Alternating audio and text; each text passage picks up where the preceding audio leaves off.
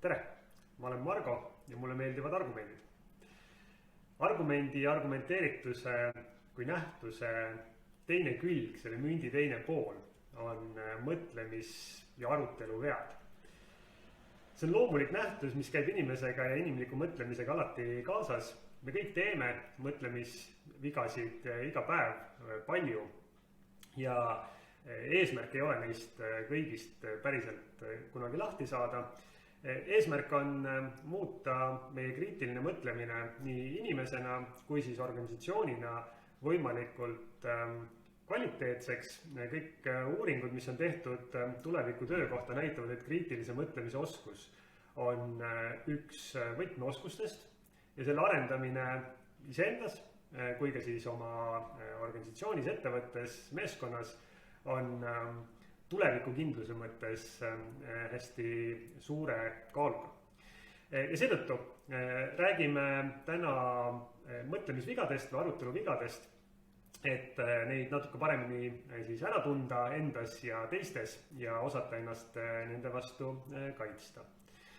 Nüüd, mõtlemisvigasid on hästi palju klassifitseeritud ja nimetatud. Kui ma mõtlesin, et milliseid valida siia video jaoks, siis ma mõtlesin, et peaks võtma sellised, mis sageli juhtuvad ilma, et neid tahtlikult kavatsetaks ja juhtuvad selliselt, et ei märka neid selle mõtlemisvea tegija ega sageli ka teised, kes selles samas arutelu või mõtlemis- või otsustusprotsessis osalevad. Seega, esimene, millest me räägime, on õlgmees. Mida õlgmees tähendab?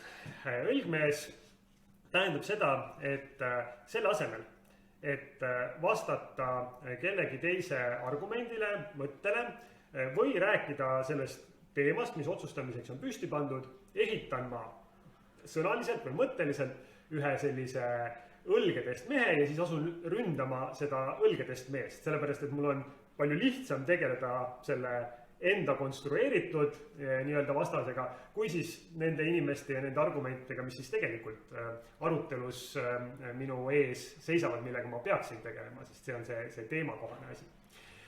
Ja sageli juhtub see niimoodi, et arutelu käigus keegi tõlgendab teise osapoole sõnu, konstrueerib nendest siis selle õlgmehe ja asub seejärel usinalt seda õlgmeest ümber lükkama või õlgmeest ründama. No väga lihtne näide võiks olla siis selline, et vestluses üks küsib, et kas me võtame endale kassi või koera. Teine mõtleb natuke, ütleb, et ma eelistaksin koera, mille peale küsija ütleb, et aga miks sa kasse vihkad? Nüüd ta on juba konstrueerinud ühe õlgmehe, ehk siis kasside vihkamine, mida teine ei ole kunagi väljendanud. Teine ei ole kunagi öelnud, et ta vihkaks kasse, ta lihtsalt tegi ühe eelistuse valiku. Aga on konstrueeritud õlgmees ja nüüd on siis lihtne asuda ründama seda õlgmeest, et kasse pole mõtet vihata ja kassid on tegelikult väga toredad loomad ja nii edasi. See on selline hästi lihtsakoeline näide. Kui natuke keerulisemalt vaadata, et oletame näiteks, et oleme rääkimas majanduse tööjõu puudusest, täiendava tööjõu vajadusest ja vaatame, et millist rolli immigrandid mängivad majanduses. Ja nüüd selles arutelus, keegi arutelus osaleja võtab ja ütleb, et Valgevene kaudu Baltikumi saabuvad immigrandid kujutavad endast ohtu, sellepärast, et nad on kultuuriliselt väga erinevad ja nad võivad endaga siis kaasa tuua kõrgendatud kuritegevuse. Ja hakkab väga nagu usinalt argumenteerima siis selle kohta, kuidas see kultuuriline nagu mittesobivus ja võimalik siis kuritegevuse tõus tema jaoks on suur probleem ja peaks olema siis kogu ühiskonna jaoks probleem. See võib olla nii ja see võib mitte olla nii. Me peaksime vaatama, mida tegelikult andmed näitavad meile selle kohta. Aga mis on oluline, on see ei olnud teema. Teema oli majanduses tööjõu vajadus ja see, kas täiendav väljastpoolt tulev tööjõud immigrantide näol aitaks seda tööjõu vajadust leevendada.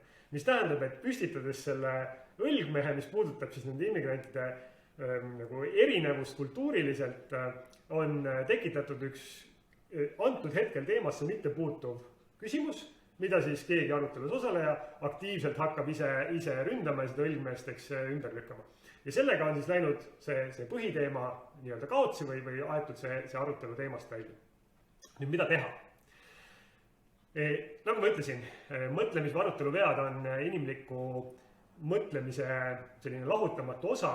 Meie parim kaitse on see, et me ehitame protsessi, kus on mitmeid inimesi, kes kontrollivad teineteise mõtlemist, teineteise mõtlemisvigasid märkavad ja siis antud näite puhul, õlgmehe puhul, toovad teemat arutelusse tagasi. Ma ise erinevates aruteludes, muuhulgas ka sellistes Facebookis toimuvates kirjalikes aruteludes, väga sageli leian ennast kohast, kus ma ütlen mõnele oma arutelukaaslasele, et oot, sa paned mulle sõnu suhu, ma pole sellest kunagi rääkinud. Ja toon siis tagasi teema selle küsimuse juurde, millest meil oli. Algselt tekkis see arutelu. Nii et kui mitu inimest vaatab korraga otsa ja kontrollib teineteise mõtlemist, siis on võimalus mõtlemisvigasid avastada. Konkreetselt õlgmehe puhul aitab väga hästi see, kui arutelu või otsustuse teema on hästi selgelt määratletud. Näiteks koosoleku puhul on eesmärk või arutelu küsimus alguses selgelt määratletud. See võimaldab öelda selle arutelu jooksul, et nüüd see küsimus läheb sealt välja, võib-olla see on oluline küsimus ja võib-olla sellega suures plaanis peab tegelema, aga mitte antud otsustusprotsessi raames. Antud otsustusprotsessi mõttes on see arutelu viga ehk õlgmees. Nii et soovin teile siis häid õlgmeeste märkamisi ja häid sisukaid argumente.